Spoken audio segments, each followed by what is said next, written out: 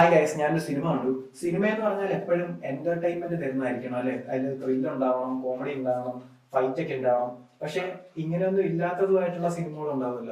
നമ്മളെ ഒട്ടും എന്റർടൈൻ ചെയ്യാത്ത, എന്താ പറയാ, ചിലപ്പോ ട്രോമറ്റൈസിങ് ആയിട്ടുള്ള ചില ബാഡ് ഫീലിങ്സ് ഒക്കെ തരുന്ന, അല്ലെങ്കിൽ എന്താ പറയാ, ജീവിതത്തിന്റെ ഹാർഷ് റിയാലിറ്റിയെ കാണിച്ചു തരുന്ന, നമ്മൾ ഒരിക്കലും നിന്നിട്ടില്ലാത്ത ഒരു പോയിന്റ് ഓഫ് വ്യൂയിലേക്ക് നമ്മളെ കൊണ്ടുവന്ന് നിർത്തിയിട്ട് ആ സാഹചര്യത്തിൽ നമ്മളായിരുന്നു എങ്ങനെ ചെയ്യും. ചിലപ്പോൾ നമുക്ക് ഇഷ്ടപ്പെടാത്ത ഒരു ക്യാരക്ടറിനെ അവിടെ കൊണ്ട് നിർത്തിയിട്ട് അയാളുമായിട്ട് നമ്മൾ സഹാനുഭൂതി നമുക്ക് ഫീൽ ചെയ്യുന്ന രീതിയിലൊക്കെ സിനിമകൾ നമ്മളെ ലൈഫ് എക്സ്പീരിയൻസ് ചെയ്യിക്കാനായിട്ട് ചില സിനിമകൾക്ക് സാധിക്കും. അത് ചിലപ്പോ നമ്മളെ എന്റർടൈൻ ചെയ്യിക്കണമെന്നോ അല്ലെങ്കിൽ ഫീൽ ഗുഡ് ആയിരിക്കണമെന്നോ ഇല്ല.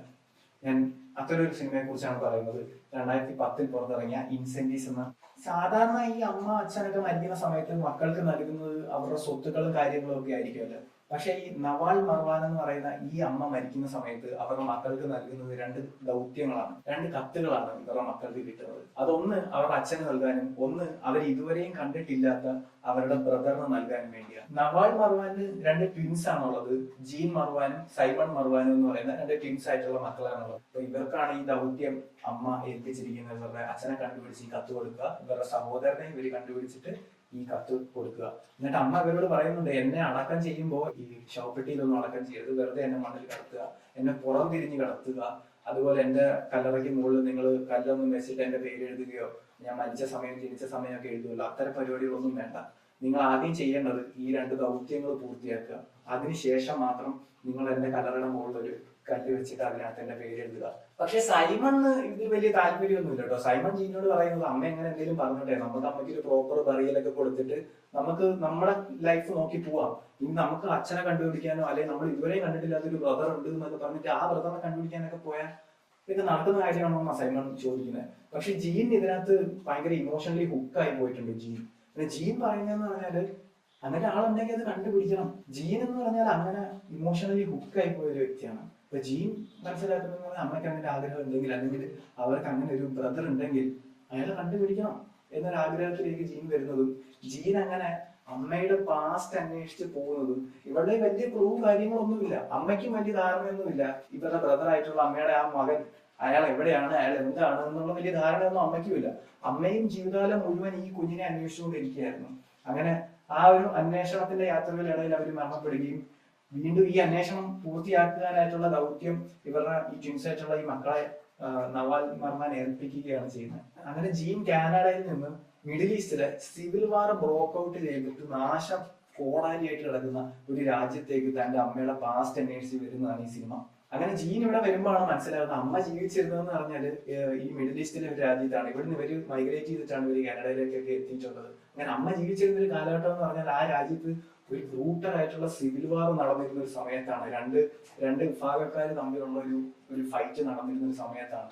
ജീവിക്കാൻ വേണ്ടി പ്രയാസപ്പെട്ടിരുന്ന, അല്ലെങ്കിൽ ജീവിക്കാൻ ഒരിക്കലും ആഗ്രഹിക്കാത്ത ഒരു സാഹചര്യത്തിൽ വന്ന് പെട്ടുപോയ ചില മനുഷ്യരുടെ അവസ്ഥകളും കാര്യങ്ങളും ഒക്കെയാണ്. വളരെ ബ്രൂട്ടൽ ആയിട്ടുള്ള സീനുകളാണ് ഈ സിവിൽ വാറിന്റെ സമയത്ത് നമ്മൾ ഈ സിനിമ കാണിച്ചു തരുന്നത്.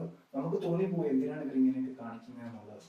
അങ്ങനെ ജീൻ ഓരോ ചാപ്റ്റർ ആയിട്ട് ഇങ്ങനെ ഈ സിനിമ അടിക്കുകയാണ്. തന്റെ അമ്മ ആരാണെന്ന് മനസ്സിലാക്കാൻ ആ ഒരു 35 വർഷം മുമ്പുള്ള ഒരു കഥയാണ് ജീന് ഈ നാട്ടിൽ നിന്ന് അറിയേണ്ടത്. അങ്ങനെ ഓരോരുത്തരെയായിട്ട് ജീൻ കണ്ട് മുട്ടുന്നതും അവരിൽ നിന്നും തന്റെ അമ്മ ആരാണെന്ന് ജീൻ മനസ്സിലാക്കിയെടുക്കുന്നു. ജീൻ മനസ്സിലാകുന്നതെന്ന് പറഞ്ഞാല്, തന്റെ അമ്മ കാനഡയിൽ ആരായിട്ട് തന്നെ സ്നേഹിച്ച് വളർത്തിയ ആ ഒരു അമ്മയെ കുറിച്ചല്ല, മറിച്ച് ഈ ഒരു സിവിൽ വാറിനിടയ്ക്ക് പൊരുതി നിന്ന ഒരു വളരെ സ്ട്രോങ് ആയിട്ടുള്ള ഒരു ലേഡിയെ കുറിച്ചാണ് ജീൻ മനസ്സിലാക്കാനായിട്ട് സാധിക്കുന്നത്. അപ്പോ തന്റെ അമ്മ താൻ കണ്ടു വളർന്ന ഒരാളല്ല, മറിച്ച് വേറെ ആരോ ആയിരുന്നു എന്നാണ് ജീൻ ശരിക്കും ഒന്ന് മനസ്സിലാക്കിയെടുക്കുന്നത്.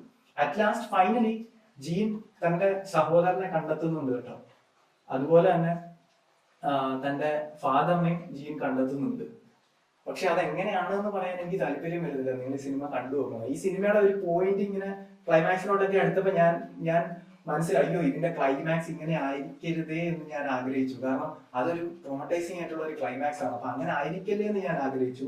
ബട്ട് അൺഫോർച്ചുനേറ്റ്ലി ഈ സിനിമയുടെ ക്ലൈമാക്സ് അങ്ങനെ തന്നെ ആയി തീർന്നു. സോ ഇതൊരു ഫീൽ ഗുഡ് പടമൊന്നുമല്ല, മറിച്ച് ഒരു ഹാർഷ് റിയാലിറ്റിയെ നമുക്ക് മുമ്പിൽ കാണിച്ചു തരാണ്.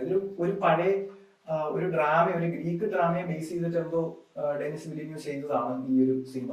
എന്താ, നമുക്ക് ഇമോഷണലി ആളുകളെ കുക്ക് ചെയ്യാൻ പറ്റുന്ന വളരെ വിയേർഡ് ആയിട്ടുള്ള ഒരു സാഹചര്യമാണ് ഈ സിനിമ നമുക്ക് കാണിച്ചു തരണം. ബട്ട് ഇതിന്റെ വിഷ്വൽ സ്റ്റോറി ടെല്ലിംഗ്, ഇതിന്റെ ഡയറക്ഷൻ, ഇതിൽ അഭിനയിച്ചിരിക്കുന്ന ആളുകളുടെ പെർഫോമൻസ്, ഇറ്റ്സ് എന്താ പറയാ, നമ്മൾ സിനിമ കാണുമല്ലോ ശരിക്കും. നമ്മൾ ആ ഒരു സിവിൽ വാറിന്റെ ഒരു സ്പേസിൽ നമ്മൾ ആയി പോകുന്ന പോലെ നമുക്ക് തോന്നും. കുറച്ച് ക്ഷമ വേണം ഈ സിനിമ കാണാനായിട്ട്. ഞാൻ പറഞ്ഞു, ഇതൊരു എന്റർടൈനിങ് ആയിട്ടുള്ള ഒരു ഹൈ ഫ്ലോ, ഹൈ എനർജി പടമല്ല. ഇതില് കൂടുതലും സൈലൻസുകളാണ്. ബാക്ക്ഗ്രൗണ്ട് മ്യൂസിക് പോലും വളരെ മിനിമൽ ആയിട്ടാണ് ഫീൽ ചെയ്യുന്നത്. കാരണം നമ്മൾ ആ റിയാലിറ്റിയിലേക്ക് ചെല്ലുന്ന പോലെ ഫീൽ ചെയ്യും. നമ്മൾ ആ ഒരു സിവിൽ വാറിന്റെ ഒരു സ്പേസിൽ നമുക്ക് നിൽക്കുന്ന പോലെ അതിന്റെ ഒരു ബ്രൂട്ടാലിറ്റി നമുക്ക് ഫീൽ ചെയ്യുന്ന രീതിയിലാണ് ഈ സിനിമ ചെയ്തിരിക്കുന്നത്. പക്ഷെ അതിനപ്പുറത്തേക്ക് ഈ അമ്മയുടെ ഒരു അന്വേഷണം ഈ ഒരു മകൾ ഏറ്റെടുക്കുന്നതായിട്ടും അത് പൂർത്തീകരിക്കുന്നതായിട്ടാണ് കാണുന്നത്. പക്ഷെ എനിക്ക് തോന്നി നമുക്കിത് അവസാനത്തെ എത്തുമ്പോൾ മനസ്സിലാകുന്ന ഒരു കാര്യം, നവാൽ മർമാൻ മരിക്കുന്നതിന് മുമ്പ് തന്നെ തന്റെ മകനെ, തനിക്ക് നഷ്ടപ്പെട്ടു പോയ തന്റെ മകനെ നവാൻ കണ്ടുപിടിച്ച് കഴിഞ്ഞിരുന്നു. അതുപോലെ ഈ ട്വിൻസ് ആയിട്ടുള്ള കുട്ടികളുടെ അച്ഛനായിട്ടുള്ള ഈ വ്യക്തിയെയും അവർ കണ്ടുപിടിച്ച് കഴിഞ്ഞിരുന്നു. എന്നിട്ട് ഞാൻ ആലോചിച്ചത്, എന്തിനാണ് ഈ കുട്ടികൾക്ക് ഇവർ ഈ ഒരു ടാസ്ക് കൊടുക്കുന്നതെന്നാണ്. കാരണം അവർക്കതൊരു ട്രോമറ്റൈസിങ് ആയിട്ടുള്ള ഒരു ഹാർഷ് റിയാലിറ്റിയാണ് അവർ മനസ്സിലാക്കുന്നതും അവരുടെ മരണത്തിലേക്ക് വഴിവെക്കുന്നതും ഒക്കെ അത് തന്നെ ആയിരിക്കാം. അപ്പോൾ എന്തിനാണ് അവരുടെ കുട്ടികൾക്ക് കൂടെ ആ ഒരു ട്രോമ അവര് പാസ് ചെയ്തതെന്നാണ് എനിക്ക് മനസ്സിലാവാതെ പോകുന്നത്.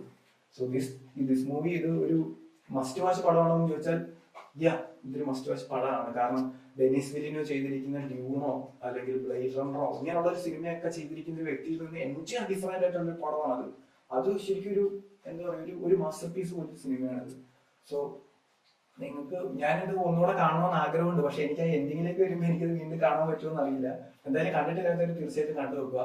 കണ്ടിട്ടുള്ളവർ നിങ്ങളുടെ അഭിപ്രായം രേഖപ്പെടുത്തുക. വേറെ സിനിമയായിട്ട് വീണ്ടും കാണാം. ബൈ.